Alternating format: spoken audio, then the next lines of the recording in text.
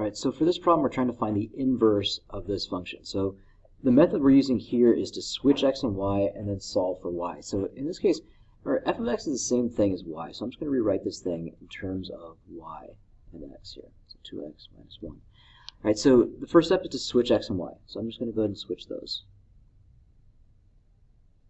Okay.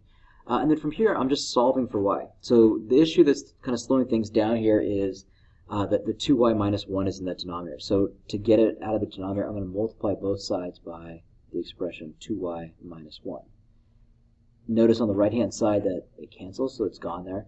So now I'm just left with this 2y minus 1 quantity times x equals to 3.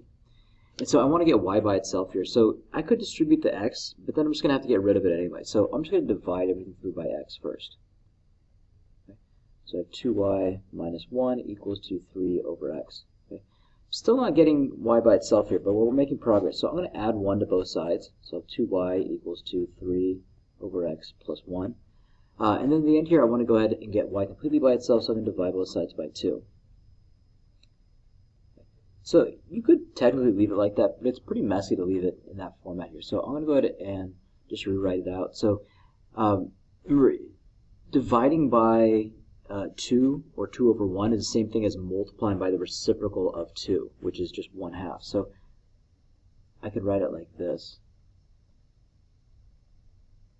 or I could take it one step further and distribute it. So I get y equals to 3 over 2x plus 1/2.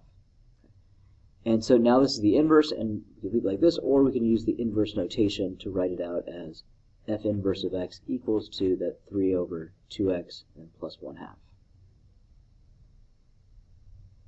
And that's it.